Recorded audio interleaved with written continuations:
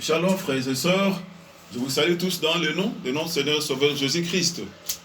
Je bénis Dieu pour cette grâce qu'il nous fait de nous retrouver encore ensemble pour la suite de notre séminaire, c'est la 5e partie. Et vous savez que notre séminaire a comme thème les temps de la fin et le retour de notre Seigneur et Sauveur Jésus-Christ. Je dis les temps de la fin et le retour de notre Seigneur et Sauveur Jésus-Christ. Nous avons brossé 4 parties. Aujourd'hui, la 5e partie a comme sous-thème la confusion autour du retour du Seigneur Jésus-Christ et de la fin du monde. Je dis la confusion entre le retour du Seigneur Jésus-Christ et la fin du monde. Mais d'emblée, permettons de prier encore. Seigneur, bénis ta parole et bénis ton Église assemblée de par le monde entier. Sanctifie ta parole, qu'elle édifie ton peuple qui va suivre encore ces séminaires d'édification au nom de Jésus-Christ. Amen. Encore une fois, soyez bénis là où vous êtes. J'ai dit, frères et sœurs, que nous voulons aborder ce sous-thème qui parle de la confusion qui y a entre la fin du monde et le retour de notre Seigneur et Sauveur Jésus-Christ. Frères et sœurs, nous devons comprendre que dans ces temps de la fin, il y a beaucoup de prédictions mensongères, il y a beaucoup de prédictions erronées et même beaucoup de bévues qui tournent autour de la fin du monde. Et on assimile le retour du Seigneur Jésus-Christ comme étant un cataclysme qui a rapport avec la fin du monde.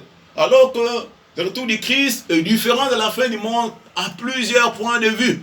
C'est vrai, nous sommes dans les temps de la fin, mais nous devons comprendre dans la chronologie biblique, tout va étape par étape. La fin du monde est différente du retour du Seigneur Jésus-Christ, par eu égard à ces 2 phases. Frères et sœurs, il y a un historien qui répond au nom de Luc Marie, qui a fait de recherches, qui a trouvé que depuis le 10e siècle jusqu'à aujourd'hui, plus de 183 fausses prédictions ont eu lieu sur la fin du monde, jouant avec une amalgame sur le retour de notre Seigneur sur Jésus-Christ. Mais le Seigneur Jésus a dit dans Jean 14, 1 à 2 ceci: que votre cœur ne se trouble point, croyez en Dieu et croyez en moi. Il y a plusieurs demeures dans la maison de mon Père. Si cela n'était pas ainsi, je vous l'aurais dit. Mais je vais vous préparer une place. Et lorsque je m'en serai allé, que je vous aurai préparé une place, je reviendrai, je vous prendrai avec moi, afin que là où je suis, vous y soyez aussi. Frères et sœurs, dans la chronologie biblique, nous devons différencier la venue du Seigneur Jésus-Christ, eu égard à ces 2 phases à la fin du monde. Je dis que dans la plupart des prédictions aujourd'hui, on a remarqué que ça vient plus des occultistes qui sont en train de traumatiser le monde entier et de créer une amalgame dans le but, frères et sœurs, de banaliser la doctrine du retour du Seigneur Jésus-Christ, dans le but, bien aimé, de semer l'impréparation de l'Église par rapport à la venue du Messie, et dans le but aussi, bien aimé, d'égarer les multitudes et de rendre la populace incrédule. Je m'en vais encore éclairer votre lanterne.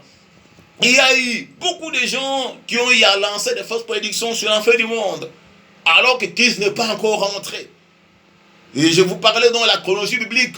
Frères et sœurs, nous nous rappelons encore du 21 décembre 2012 jusqu'au 28 octobre, jusqu'au 12 décembre 2012, et selon les prédictions de M. José Arguela, dans le facteur Maya, et une doctrine réputée aussi par les sectes de New Age et tant d'autres, qui parlaient du calendrier Maya comme étant la fin du monde.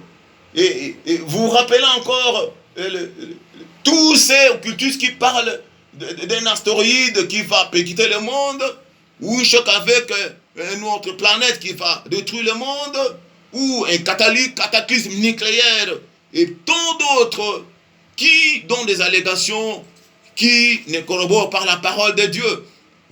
Frères et sœurs, nous devons comprendre qu'avant de parler de la fin du monde, au préalable, il faut qu'il retourne dans le Seigneur Sauveur Jésus-Christ. Il n'y aura pas de catastrophe nucléaire qui va détruire le monde avant le retour du Seigneur Jésus-Christ. Nous devons comprendre ces choses. Dans la chronologie biblique bien-aimée, il y a un certain ordre que nous devons bien comprendre. En ce qui concerne la Bible, frères et sœurs, le retour du Christ est en deux phases. Et nous répétons en deux phases. Sa première venue a été lorsqu'il est né ici sur la terre. Mais en ce qui concerne la première phase de son retour, frères et sœurs, c'est l'enlèvement d'église qui est l'événement marquant. Et la Bible dit dans 1 Thessaloniciens 5, 15 à 18, ça sera, bien aimé, pour son la trompette à la fois de l'archange, en un clin d'œil. Et il y aura la deuxième phase de sa seconde venue, qui sera 7 ans après, ça sera lors de la bataille d'Armageddon. Donc la Bible nous montre clairement dans la chronologie biblique que il y a d'abord la première phase de sa venue qui va avoir lieu avec l'enlèvement de l'église, avec tous les signes précurseurs que nous sommes en train d'aborder, d'étudier. Et le Seigneur en a parlé dans Jean 14, je viens de vous prendre. Il y aura une période de 7 ans, nous verrons cela qui va se séparer. La première fois de sa venue, et la seconde fois de sa venue. Cette période qui est appelée la grande tribulation, dans les cas bibliques, font 7 années. Après, il y aura la seconde phase de sa venue, qui sera marquée par un événement très grand que nous appelons la bataille d'Armageddon, dans la vallée de Megiddo. Et Zacharie 14 nous en parle en long et en large. Même Apocalypse 19, du 11 verset, on parle en long et en large.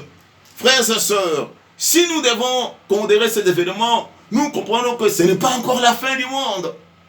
On ne peut pas traumatiser les gens aujourd'hui et dramatiser, parler de la fin du monde, alors que nous devons saisir la fin de quelques systèmes mondiaux qui vont marquer ces temps où nous vivons. Frères et sœurs, après la deuxième phase de sa venue, il y aura le règne de 1000 ans. Christ, je répète, va venir prendre son église dans sa première phase de sa venue. Et la Bible le montre en Jean 14, 5, 15 à 18. Il prendra l'église, son époux, pour aller régner avec eux, avec elle pendant 7 ans. Et pour aller fêter avec elle pendant 7 ans. Et après, il va venir régner lors de la seconde venue, lors de la bataille d'Armageddon, pour régner 1000 ans sur la terre. C'est ça la période qu'on appelle les milléniums. Ce n'est pas encore la fin du monde. La Bible dit dans Zacharie 14, permettez que nous puissions lire cela. Dans Zacharie 14, je lis les 3 premiers versets, les 4 premiers versets. Voici le jour où l'Éternel arrive, et les dépouilles seront partagées au milieu de toi. Je rassemblerai toutes les nations pour qu'elles attaquent Jérusalem. La ville sera prise, les maisons seront pillées, les femmes violées, et la moitié de la ville ira en captivité. Mais le reste du peuple ne sera pas exterminé de la ville. L'Éternel paraîtra, et il combattra ces nations comme il combat au jour de la bataille. Ses pieds se poseront en ce jour sur la montagne des Oliviers, qui est vis-à-vis de Jérusalem du côté de l'Orient. La montagne des Oliviers se fendra par le milieu, à l'Orient, l'Occident, il se formera une très grande vallée, une moitié de la montagne qui est la vallée septentrion, une autre moitié vers le midi. Frères et sœurs, dans la chronologie biblique, vous devez le savoir qu'on ne vous trompe pas, la fin du monde, tel que nous le connaissons, ce que nous voyons, va intervenir après le millénium, après la bataille de Gog et Magog, c'est-à-dire après le jugement dernier. Le jugement dernier intervient à la fin de toutes choses. Au préalable, il y a d'abord la première phase de la venue de Christ. L'événement marquant, c'est l'enlèvement. Et ensuite, il y a la deuxième phase de sa vie, l'événement marquant, c'est la bataille d'Armageddon. Il y a le règne des 1000 ans. Il y a la bataille de Gog et Magog, ainsi que le jugement dernier qui inaugure l'éternité. Quand l'apôtre Pierre dit dans 2 Pierre chapitre 3, quand l'apôtre Pierre dit dans 2 Pierre chapitre 3, ceci, je lis au nom de Jésus-Christ, 2 Pierre chapitre 3, à partir du verset 9. Le Seigneur ne tarde pas dans l'accomplissement de la promesse, comme quelques-uns le croient. Il eut des patience envers vous, ne voulant qu'aucun périsse, mais que tous arrivent à la repentance. Le jour du Seigneur viendra comme un voleur. En ce jour, les cieux passeront avec fracas, les éléments embrasés se dissoudront, et la terre avec les œuvres, car la femme sera consumée. Ceci corrobore la pensée de Dieu qui est dans Apocalypse chapitre 20, où on parle du jugement dernier. Dans Apocalypse chapitre 20, du 11e au 13e verset, la Bible dit ceci. Puis je vis un grand trône blanc et celui qui était assis dessus. La terre et les ciels s'enfuiront devant sa face et il ne fut plus trouvé de place pour eux. Je vis le trône, le mort, le grand et le petit qui s'éteignaient devant le trône. Le livre fut ouvert. Et un autre livre fut ouvert que le livre de vie. Et le mort fut jugé selon leurs œuvres, d'après ce qui est écrit dans ces livres. La mer rendit le mort qui est en elle, et la mort et le séjour de mort rendit le mort qui est en eux. Et chacun fut jugé selon ses œuvres. Et la mort et le séjour de mort fut jeté dans les temps de feu. C'est que la seconde mort, les temps de feu. Frères et sœurs, vous comprenez qu'on ne doit pas aujourd'hui vous dramatiser par la fin du monde, catastrophe nucléaire, astéroïde, ou tel calendrier Maya, ou tel Big Bang, ou je ne sais quoi, ou tel bug électronique. Non. Aujourd'hui, nous devons nous préparer à la première phase du retour du Seigneur Jésus-Christ. Et les signes précurseurs en nous cette terre sont là où nous aurons à parler. Au contraire, l'événement marquant auquel nous devons préparer maintenant, c'est l'enlèvement de l'Église. Après viendra un temps dur pour ceux qui vont dans l'enlèvement, qui est la grande tribulation.